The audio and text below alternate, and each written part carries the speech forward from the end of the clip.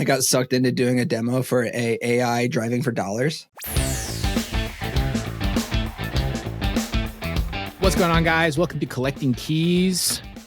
I'll be honest. I kind of like those little intros where we banter before the song comes on. I feel like it adds tempo. It could be dangerous one of these times. Because well, the good thing is our producers know that when Dan really goes off the rails, he cuts those ones out. We did have one not too long ago where our producer hit me up and was like, you guys were like extra raunchy this episode. Do you want me to cut some of that out? And I was like, yeah. I was like, if you're saying something, we probably should. Yeah, we probably should. Yeah. Why don't you just delete that one? Yeah, right. But what's going on, everybody? Welcome to Collecting Keys podcast. I'm Mike DeHaan here with my co-hosts Dan Austin and Dylan Cook. And since, it's a real estate show, but since that isn't really all that sexy right now, we're going to make this a show about buying businesses or what's like the other, like hospitality. That's because it's real estate. This is going to be fiery today. Huh? What's the other stuff we can like pretend we know about to sell schmucks who work for Google and make $300,000 a year and want to like pretend that they know how to own a plumbing company. In a while. That used to be big. Well, with the tariffs, that's never coming back, dude. That's gone forever. Because when you're, upcharging people on some bullshit from AliExpress, the tariffs are going to eat all of your profit margins on that pretty quickly. Ooh. You know what my favorite thing is though, is like you just find a business that has a fax machine and then you just, upgrade them to email and now you've 3x their business. That's kind of the problem. So what's funny is you're making a joke about that. That is literally what AI people are doing right now is they're saying, I have this AI bot, this GPT that can do XYZ. It's like an agent, it's a talking person, whatever they're doing. I have an agentic AI. Yeah. And it's all these people that figured out how to get the same scripts from somewhere to create a GPT, and now they're trying to sell it to a larger company for $5,000 purely off the assumption that they don't know how to do it themselves. Very similar to upgrading from a fax machine to email. Like that is the current phase of that. And the reason I know it's a scam is because the dregs of society, like the people that are at like I would say like the hustlers that don't actually make any money. They're like the people that are always like talking deals and, you meet them in person. They're kind of like twitchy because they're obviously trying to sell you something. They're all about that AI train right now, dude, because that is their current gold mine. Before this is somewhat of a good segue. I met with a really popular local syndicator who actually knows their shit. They're not one of these like fluff people and they don't really have an online presence, which is probably a counter indicator. Yeah. But he's like, we were just talking. He's been backstage with like Ken McElroy, Brandon Turner, really the biggest names, and Ryan Pineda, all the biggest things like the Limitless Expo, all this stuff. And he basically said, God fucking damn it, I can't stand 90% of these people backstage. Oh, they're the worst, dude. Yeah, and he's like, they're so much different of a person than they are on the stage versus in the back, right? Like they don't have time for you. They think they're God's gift. Like it's just solidifying everything that we talk shit about. Absolutely. I was at a local meetup here. It was North Idaho little real estate expo last year. And I was asked to come and speak on it about marketing for deals. Right. And so basically there's a handful of speakers. There's me, Sarah Weaver, who does like the, midterm rentals thing, was one of the speakers. AJ Osborne was one of the speakers. Right. And so we're all kind of like just hanging out, waiting for her to speak, whatever. Everyone was cool except for AJ Osborne, who would not talk to anybody. I was like, bro, you're in Coeur d'Alene at this event that there's like maybe 150 people here and you're acting like you're, I don't know, on like some big stage somewhere. I'm like, shut, like we're in a Ramada Inn. What are you talking about? Like I literally had to walk. I parked in the hotel parking lot and went past like the shitty restaurant that for some reason had people eating there, right? To go to the conference room at the back of this hotel. And I'm like, why are you on a pedestal? I'm just like trying to like make conversation because we have nothing else to do for the next hour while all the attendees eat their Subway lunch. Like, what are we doing here? And he was a prick. And then he gets up on stage and he's like, let me tell you about how I got like syphilis and was in a wheelchair or some bullshit. I'm like, nobody cares about that. And how I'm getting my investors a 4% return on their money in our new self-storage. And how I brought in an investor girl, Britt, because she's hot. Yeah, totally. She will raise capital for me. Dude, man, her highest ROI on her money is between her hips and her shoulders right now, dude. I bet she makes so much money because of those things. God damn. Hey, good for her. Yeah, I'm not going to complain. The craziest thing to me is there's like those people because like she actually was very talented, like with her content that she was doing back when she was, She was like a front runner for sure. Yeah, like working on the houses, and she had like the stuff. Like my wife like loved to follow and all those sort of things. And then as soon as that starts to dry up, right, or there's like the bigger money opportunity, it's like selling my body. I'm like, why do you got to do You that? accidentally Why you gotta post do one that? bathing suit video and you're like, that got way more views. And then all of a sudden you just make that your thing, which is totally fine The with me. thing is, they all do it though. dude. I know, but that's Cody fine. Sanchez has done What would you do, right? Like, come on, man. It's just do it. You know what? You're right, Dan. I'm speaking from a position of envy that people do not fawn over the male body like they do the female one. But you know what I mean? It's just like, I don't hate them for it. Like if you hated them for it, that seems like it'd be sexist. It's just their tool they have to use to get over all this male ego. I think the crux of this is it just goes away from the business stuff, right? And it's just selling the hopium. Like that's all it is. Yeah, it does. And that's the problem, right? Is like, and what you said, Dan, there is they have to do it. And that's so unfortunate, honestly. Like, well, how about this? They don't have to do it. That's just what everybody wants. Sure. And it's called capitalism, and it's an open market. Or you can be demand. It's really what it comes down to. Andy Elliott and put his kids on stage who are like fucking 12. Now you definitely don't have to do that, and there is definitely no market for that. Like that is just being an idiot. It is for sure, but I don't know, man. And then so one of the things we want to talk about on this show today, which is I think is a really interesting topic, Dylan. So at the beginning of the show, the guy that Dan was talking trash on, is an author. Actually, his books I've heard are decent, but I don't know. I don't read books. I'm not a nerd. I got other stuff to do. But so Ben Hardy, he has this Science of Scaling. I'm guessing that's his new book. That's his new book, correct? Yeah. And so give his breakdown. He was on the Better Life podcast with Brandon Turner and Cam, who we've had on the podcast, I think twice now at this point. Yeah, 2-3 times. Yeah. Yeah. And his whole conversation was. So they were started just breaking down the book. And once they basically got to the Q&A, Cam was asking questions and revolving around basically what our business is, which is wholesaling and flipping, with the caveat that Cam is definitely more flip heavy than I think most of us are. Yeah. And I guess the crux of it is he was saying, I've sat down and thought about it, and there's no way to 10x or even let alone 100x this business. So Cam said this, or Cam said this? Yeah. Okay. And then Ben Hardy was basically like, hey, sometimes the current business model is not scalable. And then you have to go back to the drawing board and figure out what is. Okay. So I have two pieces to this. Yes. First off, I really wish. Did you have to leave early on the show with Cam because we held you for so long? Oh, yes. Yeah, I did. That's right. Yeah. So you missed like the gold that was like the hour-long conversation that Dan and I had with him afterwards, where we basically just went through all of his business, like all of his numbers and stuff. And we're like, you're kind of like doing a lot of stuff, like not how we would recommend that you do it. His cost per deal was super high. They were closing on everything, right? Like they had like all these different ways that they were approaching the business that just didn't fundamentally make sense. And so he's coming through a lens where, correct, with how he is running his business, is absolutely not scalable. He's still making money. He's still good at what he does. He shared on the podcast. I mean, they'll do about 1.5 million in profit with but that's like a 6 million top line.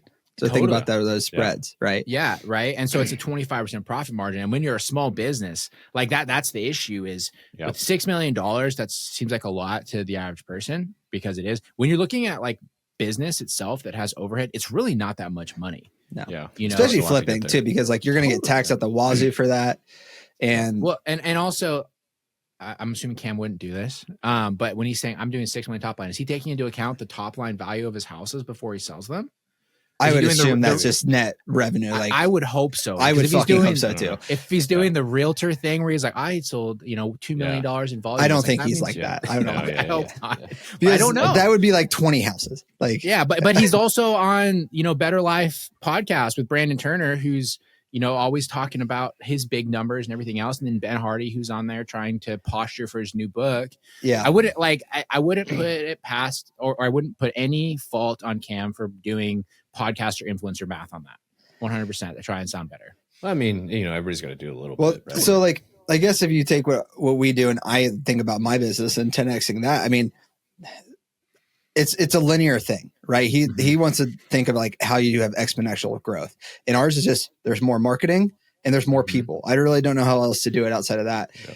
And I guess Ben Hardy would say, scratch the whole model. What if you, instead of doing 50 deals at 20,000 a pop, you did 10 deals at 100,000 a pop because now you're going after apartments or commercials or mobile homes. They're like, did Ben Hardy actually say that? no, but Cam and them were and Brandon were kind of going back and forth with this. Brandon's idea was like partner with the biggest 50 flippers in the nation and just raise the money for it. I was like, that didn't make any sense. Yeah. But so I'm trying to, without bashing them too hard, the whole entire premise was your current business model might not scale. If you really want to go 10 to 100 million, what's like the ground floor level of like, what do you actually have to think about? It just changes the questions in the frame that you have to ask yourself.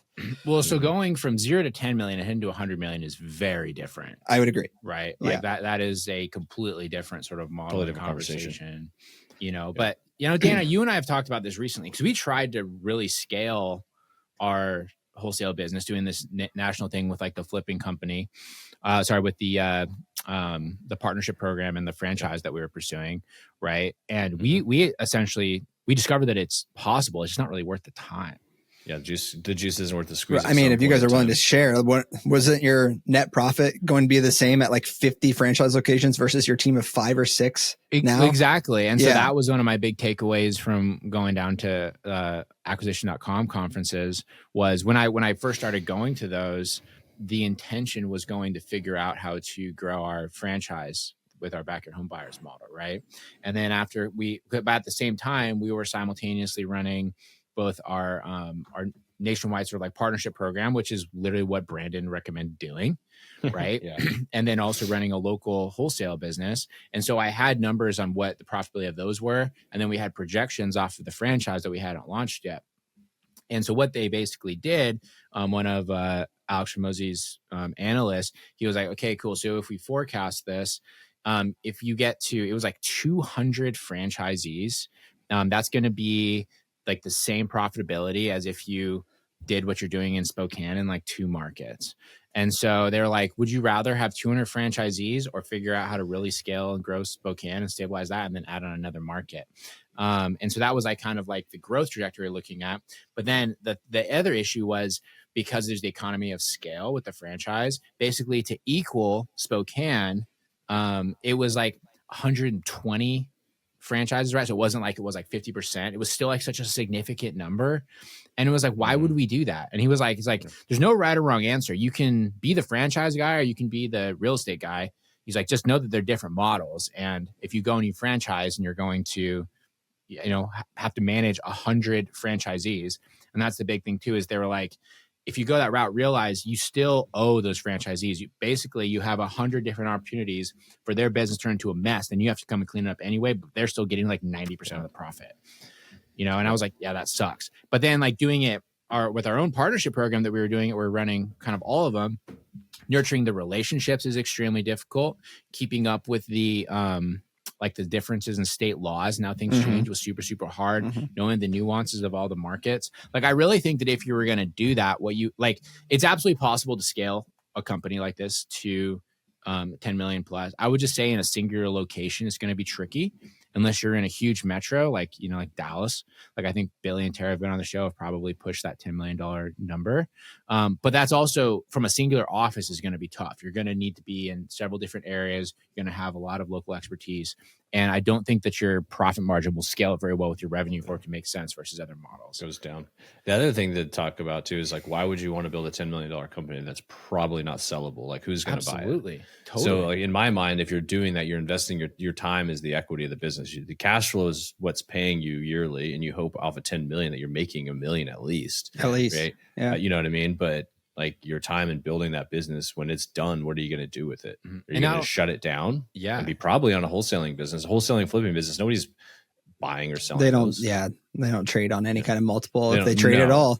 No, and it's usually because there's a key, and there's definitely key man risk. Like with like Bill and Tara's business, for example. Like if they're not there, I really don't think their business does anywhere near what they do. Same with Cam. I think what Cam found with his business, in which we didn't talk about, was I think the fact that he's gotten to where he has before he started scaling is an incredible. Like it's just so incredible that it shows he is like a key player in that. Like, because all of his deals were network deals that he was doing beforehand. He called them network deals, which is basically just going to meetups and telling other wholesalers to bring him deals, and he would take them on and flip them or wholesale them. And so it's like, he's like a key man in that business as he steps out and tries to automate it and make it more passive. So why he's in Maui. like he's finding it's way more challenging, and it's because it's like key man thing. Yeah. And I think that exists in every business, right? Like I can't remember where I heard it. I've repeated this a lot of times over the years, but when you bring on team members, you're basically trading 80% efficiency for 80% of your time back. So you still have to manage that person, but you're always going to see a reduction in efficiency from them. But the systematization of this business is you can get it to a certain point, but it's hard to do it to where you can get a person that's 80% efficient and have an SOP, because you don't have an SOP for a seller that comes to the closing table with a gun and says, "Fuck you, I'm not closing." Yeah, and that totally. And I think that's that's such a key point. That takes the special key man like a Cam Cathar or a Dylan or whoever's running the business, because they have a lot of passion and desire to make that go well, and they are doing that successfully because they're adaptable. I think that's just an overall theme in the real estate business, though. Like, I don't like, we're not a SaaS company, software as a service. We're not a widget company, right? I just think when you're dealing with real estate, all the different nuances that go with that, with every part of the transaction, and the emotional thing when sellers, it's their largest financial, thing that they'll probably ever spend on or sell on. Like, all of those build up to something that's going to be complex. And when you try to scale complex systems, it very rarely goes well. Well, not 100%. Only is it complex systems, right? But this has been one of my biggest pushbacks on anyone that's claimed to have like some system or process or whatever to make like streamline wholesale real estate. Is it, I'm saying this a lot with people that have like these chatbots and stuff right now. What they always fail to take into account is that our acquisitions, right, our procurement of product is dealing with it's fundamentally the dregs of society. Right. They are people that have financial issues. They have emotional issues. They are sporadic in how they approach you and what exactly they're expecting. And you can't processize irrationality, right? No. Like at all. It's not possible. It's not, if you're selling like widgets to people, or if you're like a B2B business, you can processize a lot of that because the people that you're working with are fundamentally, with it. Yeah. Right. And not only that, but their individual situations are also equally as complex, because with the crazy seller also comes their crazy family, also comes the year's worth of extremely complex financial and legal baggage they're bringing with them. And having somebody that's like an employee that's going to be able to work through that to make their, 10% commission that you're going to make them, their $2,000, like, hell no, they don't want to do that. They're never going to be willing to do that quite as much as you are. Especially when the sellers, like I run into this a lot right now. They don't have anywhere else to go. Dude, that's like the biggest problem.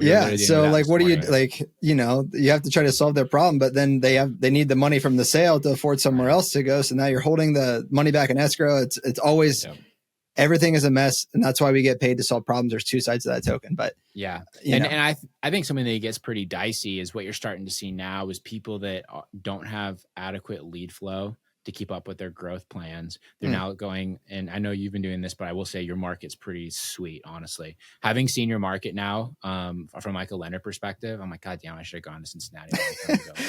Stop sending you guys my loans.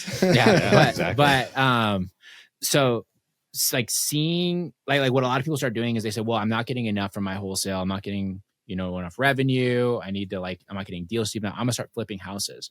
So then if you're going that route and you are now scaling it, the issue is you are now living off of accounts receivable, right? And that accounts receivable isn't just accounts receivable. It's accounts receivable that is also levered because you have debt to get to that accounts receivable. And so it's constantly diminishing, and that's how people lose their ass, is because they're saying, well, I have X amount of revenue I'm making per month. This is my projected revenue. If everything closes on time, I should be able to pay my bills. I'm going to go and get more debt to be able to do more of that. And so you kind of have like this tug of war that constantly happens that can get out of hand. A hard money loan on depending on the loan amount could be anywhere from $50 to $200 a day, and carrying costs, right? And that's one 100%. Property, right? So just so every week that goes by, that's less money that you're getting. Or if you have your lenders that has the stupid 3-month seasoning period, even though you've been done for 30 days. Yeah, that does happen. That's all, Dylan. Something that Cole Rudd Johnson, he's also been on the show. He's been really harping on this on his social media, like this sort of way to view this business. And I really like it. I think it's so correct, is that the perfect size of this business is like 1.5 to 2.5 million top line revenue. You have a team of like 3 to 5 people, right?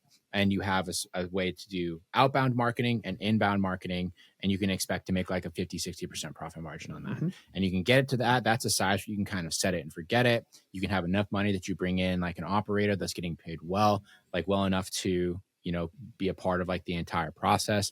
And then you use that to basically like buy your freedom or pay your basic bills. And then if you want to be more of an entrepreneur, you go and you find something else that's more scalable. Yeah. Right? I fully believe that, because I think the good thing about this business is it's a business where somebody with, I would say, like a relatively simple skill set can go and make like life-changing money without needing a team, without needing like some crazy education or anything else. It's a lot of work, but it is possible because it is every piece of marketing that you send out. There could be a deal in there that comes through that pays like what your old salary used to be. There's not very many businesses that do that. One thing you said about Cincinnati being a good market, and this jogged my memory. I was talking with my close friend who's also in this business here, and we sat there and counted up like the legit operators that we know. There's 14, including us. So like that in Cincinnati, that's actually more than I would expect. Honestly. Yeah, it was for us too. When we wrote them all down, we're like, holy shit, this is actually a lot more competition than we thought. And I legitimately closed, one of them's on pace to do 6 million this year. Wow. And so they're the largest here. But I guess my point being is the prices come with the competition. And I never talked to a seller that hasn't already talked to somebody else. Especially we're finding that more and more at this point, dude. I there's never a seller. They at least are familiar with the concept of a cash buyer. Mm-hmm. Totally. They're like, well, I'm going to call 3 more people, or I have 2 more appointments. Like every time. It's just that's a business though. I will report back because I got sucked into doing a demo for a AI driving for dollars. And so I'm not optimistic about it, but it's like a free trial where they say they're going to take AI and scan like Google Earth and whatever, and they're going to find the rundown houses. Conceptually, this makes sense to me, but I'm going to learn if are they already on lists that I already have, right? Are they, Probably. That kind of stuff. Here's how it would be actually sweet is you can get like a AI driving for dollars, but it's like a Wemo car that like goes out and just like actually takes pictures. Yeah, that would be sweet. What they do is they have like a little camera. They go and like just stick on a Wemo car without them knowing, and it just basically drives around and just takes pictures for them. Yeah, not a bad idea. Just Teslas too. Just have hack into the back of the end of the Teslas and steal all the photos. There you go. That's a good idea. But, so and I like it's just important to have obviously perspective for that if your goals are to go bigger. But like I shouldn't turn people off from starting because frankly, if you haven't grown a business to $1 million or $2 million yet, you shouldn't be worried about growing it to 10 million. You should focus on making your money first, getting yourself some financial flexibility and a little bit of financial freedom, and then you can choose to kind of swing for the fences. Right. I think this business, like I said, is great for that. And also too, if you're somebody that has long-term wealth aspirations, there are very few businesses that allow you to make a pretty solid income while also having the ability to buy discounted assets. Mm-hmm. Yeah. Right. And that's the goal. That's the goal. Right when there. I was deciding to leave my W-2 and like what I was going to do, because I wasn't really whole set on doing wholesaling at that time, but it was like, I have this skill set. I kind of know what I'm doing at this point, and I can make just as much as I was as a pharmacist, but the whole purpose was to buy discounted deals. Like, so you can do both in this business, and you can, what did Ryan Dossey's old saying was, buy the best, wholesale the rest, something like that. That was his tagline. Yeah. It's true though. And I think going into this, to finish off what you were saying, Mike, is like, if you're just starting out or you were thinking about getting in, it's like, just plan to spend 4 or 5 years building a business. And if you don't think you can do it for 4 or 5 years, you're probably not going to build any business. Totally. So like, don't even try. But if you spend 4 to 5 years, you'll build a very solid business, and you'll figure out the sweet spot for the amount of effort you want to put in for the pay. And you'll have access to all these discounted deals Dylan's talking about, which will help you build passive income. Mm-hmm. You'll hopefully build some additional wealth from the excess cash you don't need. If you're a smart business person, you're a little bit frugal with your accounts and save some money. And then you can use that money to do other things, whether that's start another business. Mike and I started lending that extra money out. I mean, there's lots of opportunity. And I think within that 4 to 5 year period, you'll find a very awesome place where you always have a way to make money and always have a way to get discounted deals, which is really what the goal should be. Like if this is the business you're even looking at. Yeah. I think the time component of that is so understated, right? Just like with any business, and people get impatient, especially with the FOMO sort of environment that we have now with social media and everything else. So like if I look back on sort of my journey when I left my W-2 job in 2018, I started doing real estate stuff shortly after that. I didn't really make any like actual money until the end of 2020. Right. And so at that point, I mean, that was 3 years of trying to figure it out. And that was with no like mentorship or anything else. And that was also too, when I would say the market and the industry was significantly easier than it is now, because it was way less sophisticated, right? You didn't have as many ways to like learn how to do a lot of this stuff. There was less options for marketing, like going and finding like a cold calling company, like, or someone to do like lead gen for you was kind of not really a thing. It's definitely harder. The biggest, definitely harder. The biggest wholesaler back in like Cincinnati in 2018, 2019, he was basically the first one to figure it out. Like, oh, I can send mail and get people to sell me their houses. And it was simultaneously where we had 2 or 3 hedge funds that were buying a shit ton of stuff. The dude made millions and millions and millions of dollars and then just went off the face of the earth. Yeah. So we were talked about that on our scale call on Tuesday. One of the old guys here, I say old guys, he's a young dude. I think he's actually younger than I am. But when he started his business in 2016, 2017, in wholesale real estate, he's like, yeah, we would just like text people and they would text back and be like, sure. And they would just sell the property. And he's like, we were doing like 10 deals a month just off of like SMS, you know, and he did exactly like you said. He just made fist loads of money. And then he was like, cool. And now he like travels around with his young family in an RV and just like kind of reduce their expenses to nothing. And like, I got my nest egg. I'm just going to hang out now. Do my thing. You know, but if you go back even further, you'll see even more of that. So like one of the big, he's like a home builder now in Spokane. I met him a number of years ago. We went to lunch and he was telling me that when he started trying to find deals in like the early 2000s in Seattle, Tacoma, he's like, yeah, he's like, we knew that if we needed to market to people, the internet wasn't really like a common way to do that. So we could only call or mail people. And he said that, you know, there was no mail houses or skip tracing. So he had kids that would like run around and like tag crappy houses. And then he had a bunch of, he said it like retired ladies and like stay-at-home moms that had like good handwriting that would come into work every day and would just be handwriting letters. He had a freaking sweatshop. I already know this guy killed it because no one else is probably doing it. Yeah, like he's creative. You're so it. creative. Like you see something, you see an opportunity in a market, and then you build that business. And I think we like to joke about how easy it is, but that wasn't an easy thing to do back then because he had to come up with those ideas. Well, if you're talking about scaling, that's even harder to scale, right? But he had also had 10x less the competition. Yeah. Way fatter deals, way more deals. And I think the key with that is he was willing to do stuff that other people weren't. Yes. Yeah. You know, and I think that still exists now. And I think the difference is back then, the things that other people weren't were complex, right? I think that now the things that other people aren't willing to do, it's more around like being patient and consistent.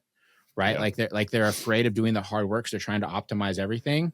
Back then, people were afraid to do the hard work because there was uncertainty around it. And you had to like figure it out, you know, because like so many different pieces of this business. So like the people that are making the most money, they have a great follow-up process, right? They're like working through their old leads they've been missing for a while and they have a consistent marketing process.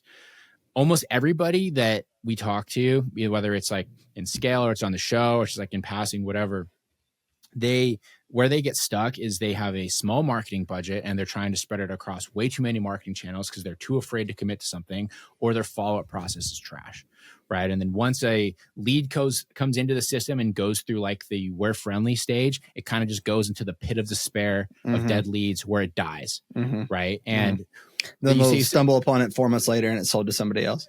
Totally, dude. Yeah. One of my favorite sayings, and I don't know if you stole this from somebody, Dan, or you made this up on the spot. This is at the very first KeysCon that we did years ago. And you said, you know, with how this business works, right? And, you know, we all kind of market the same people. Every lead that is old to you is a new lead to somebody else. Yep. And that's Dan Austin copyrighted. That's a great quote. That's honestly a great quote. I came up with it because it's true, right? It's true. We're all marketing the same people. This is where people are like, well, how do I get one 1 inch better, 1% better than other people. It's like, well, don't even worry about that yet. Don't worry about the fancy AI bullshit. Just go mail and call the same people. I know. Because we're all doing the same thing. And it's just about getting in front of the right people at the right time. That person's in foreclosure, pre-foreclosure for 6 months. Guess what? It's going to take time. Way too many people focus 80% of their efforts on, I need to make sure my copy is 100% correct. No, right? Just send them a letter. That. Yeah. And it just doesn't make a difference. It doesn't. And they're so worried that like the little details are going to be what matters, when 95% of the time it is persistence and timing. Right. Honestly. Exactly. So, and that's why this business is so hard to optimize though, because you can't like schedule that out. Like you can't make that any better. Totally. You can't like force people to sell to you. You just have to be there. You have to be the one that is top of mind when they decide that today is the day they need to get their act together. And you can't forecast what that person's revenue is worth, right? Like if you're Anderson Windows, they know exactly what a window is worth to them. So they know if we can get somebody to call, it's going to be on average worth this. Sometimes it's a $50,000 wholesale fee. Sometimes it's you lose $5,000 on a flip. That's another piece, right? That's so hard is your lead like indicators, your lead KPIs will be the same, your cost per lead, your cost per deal, but your actual revenue on that can vary an incredible amount. So, and like you'll always have an average, but sometimes you'll have a period where like you exceed the average in a very short window. Other times you'll have a period where you are way below the average in a very short window. So you can be going and getting your 5, 6, 7 deals a month like you're expecting, but all of those deals could be under $10,000, or all of those deals could be over $30,000, and you never know what it's going to be. Yep. And so you have to have good cash flow management and don't spend all your money all at once, because you don't know if the next 3 months are going to be those $5,000 deal months. Yeah. I do also think that's one of the reasons that this industry kind of draws degenerates, is because there's constantly like this slot machine effect. You're pulling the wheel and you don't know if this time you're going to hit a jackpot or you're going to bust out. But like, it's a little gamble. It is every time, Feels good. Feels good when you win. And when you lose, you're like, I can get it back. I can double down. Yeah, I'll just double down. I'm just splitting tens, dude. Like we got to go and just go all out. Splitting twos. Splitting two. Shit. But, have you guys, I guess, even when you're doing the national stuff, because, okay, if you do think about what's different marketing wise, the only thing I haven't seen people really do are like billboards. Or like I even tried those door hangers from Ballpoint for a while. I got 0 deals from them. Now, granted, I would probably put out 500, but like that's your problem. You the problem 10,000. Yeah, probably 1,000. You didn't even do enough of like a sample size to. There's a Hormozy bit where he talks about that, where he's like, I went and put out like things on people's windshield, and he's like, man, I put out like 500 of them. The guy's like, 500. He's like, I do 5,000 a day. Yeah. Right. Yeah. And so like that on that piece, that's what I would say when it comes to like the billboard. And so we run radio ads, and like what that does, that's not a good, I would say, lead generation technique. What it does is it starts to skew the odds on your targeted marketing to people to prefer you over your competition because you're more familiar. In my mind, that's more like politics, right? So if you go and you look at any election, the number one indicator of somebody winning an election is what is their name recognition, right? Presidential election kind of aside, because everyone knows those names and it's always very like media heavy. Right. But like if you're looking at local elections, it's like, do people know this person's name? Is it familiar? Even if they know 0 about their policy, they'll be like, oh, I know who this guy is. So they'll vote for him, right? Because they saw billboards. Yeah. And in my mind, this business, when it comes to how competitive it is, we're all marketing the same people. If they've seen your name on a billboard, they've heard you on a radio, they've seen you show up on, an internet page and like the side panel, they're more likely to call you versus XYZ home buyer that just sent them a letter and has nothing else. Reinforces brand too. And I think it helps you on the monetization if you're trying to wholesale, because other wholesalers see your stuff and they automatically are like, oh, they have a billboard. They're a real business. Yeah. So it makes it easier for you to sell deals. Just legitimate. Yeah. And I think that's why it's a mistake. And this goes back to people kind of getting like bought into stuff or trying to skip the hard work. It's a mistake for like new people to be pursuing like SEO and PPC. And the problem is they all go through the same freaking lead funnels of these marketing companies that are like, let me tell you why this is going to be better and way less work than doing direct mail. But the problem is if you have nothing backing your online marketing, it doesn't really like mean anything. It's going to be a really expensive form of marketing. The best place to be is where you've called these people, you've sent these people letters, they've seen a billboard of you, and then they see an internet ad of you, right? And so that basically reinforces your more targeted direct marketing that's brand heavy. that's where you want to be, right? But that should be like in addition to all of the hard work marketing that people. Yeah, and that should come later. 6 months or a year being in this business, right? You have somewhat of a track record. Yeah. Yep. One other thing that we were bitching about, me and the same guy I referenced earlier, was there's a lot of people that come in though, and they're okay with a $5,000 wholesale fee because like they don't have overhead. That's just them, right? So like they're like $5,000, hell yeah. And so now their offer is 10 to 15K above what I can offer. And I've lost a lot of deals actually that way, which it might just be part of the business, but it's a pain in the ass. Little ankle biters that come in and screw things. They disrupt the market for a little bit. Then they disappear. Some of it's you just incompetence. incompetence. You can't run a business that way. Yeah, It is incompetence, but you can't run a business long-term that way. It just doesn't work. Totally. Because here's the thing, think about it, right? They're making their $5,000 deal. If you go over a long enough time domain, their cost per deal is still going to hit the industry average. Right, which is about $3,300 in an average market. Maybe getting into the high 2,000s in certain markets if you're optimized, right? So realistically, on that $5,000 deal, they're happy with today. You go forward 6 months, they're really only making $2,000 a deal, but they're still working just as hard as you trying to get the $20,000 deals, right? So they always wash out. Then they quit. Yeah, they quit. We've seen those guys forever, unfortunately. Yeah, but they always keep coming back too. They're new ones. There's new ones. You're It's like a absolutely right. You're absolutely right. There's always one of those guys or two of those guys or 14. But that is the challenge with any business. It's a low barrier to entry. Anyone can go and get a contract signed and then find a buyer and send them the contract. Yeah. And it's becoming simpler every day as like there's more contract templates, there's more free gurus out there, there's YouTube videos, like it'll continue to happen. But at the same time, what we should do is we need to make like fake shiny objects for them to go and pursue instead. Divert your competition. Yeah, just divert your competition. Fake guru. Yeah. We're gonna go like straight like psyops on it, where we're gonna create like a whole brand around like. It would not be hard to do. It wouldn't. Well, I can already see the faces of some of the people here locally that I could just get to buy stupid things. Well, it would be hard for us. We just got to go and get investor girl Brit to put on a swimsuit and do it for us. Then we'll be good. Absolutely. The biggest, the most recent real estate thing was slow flips. Like they were advertising slow. Have you guys heard of those? I briefly heard about this, and it sounded the stupidest. It's really dumb. Is that called a rental property? Essentially, Mike, is their whole strategy was you buy it, you rent it, you rehab it, you rent it, you place a tenant, and then you try to sell it on day like 366. So you're saving 10%, and you're not taxed on an income basis. You're taxed on a capital gains perspective. Yeah, but who cares, dude? Because if you're doing stupid shit like that, your actual taxable income bracket's probably pretty low because you're probably stupid. Like, what are you in the 10% tax bracket, and now you're going to pay 10% capital gains? Like, it doesn't make any sense. So, like, you're joking about that, Dan, but honestly, I think that it's so easy to sell people on tax savings. I mean, like, look at the entire like red side of the aisle, right? Like everything they do is about here's how people are going to save on taxes, right? But the funny thing is a lot of it's targeted at people that don't make any money anyway.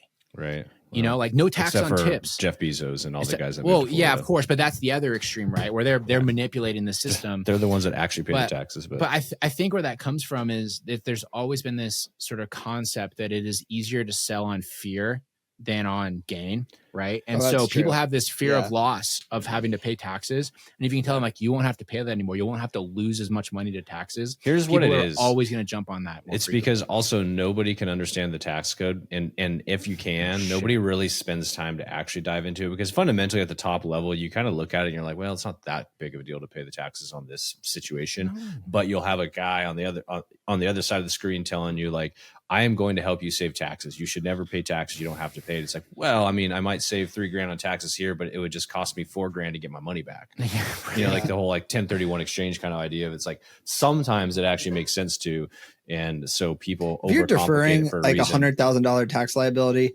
sure. If you're deferring $5,000 to $10,000. Just pay the fucking taxes. Right. And pay attention to your income. Like there's years, especially in this business, where you're going to have super high income. So you should actually think about if you're going to make certain moves, like sell a property, don't do it that year. Yeah. You know what I mean? Right. Do it the following year. And, like look at, your taxable income doesn't always go up usually, especially as a business owner. Sometimes it's this way. And that's called tax planning, and take advantage of those low years and those high years. Yeah. But, most people don't think that way because they have such a limiting belief around making money that they are constantly trying to save. That's a good point. Just one story to round out this piece, and then we'll call it. On the sub 2 group yesterday, they posted as an anonymous person, what I found hilarious. They were saying, I'm really considering pulling the $7,000 out of my 401k. And I want to know what my tax liability is. God. And does anyone have any idea about strategies I could use to reduce my tax liability and penalties for pulling my $7,000? It's going to be like 40%, by the way. Like, it's going to be significant, like in terms of like the amount that's there.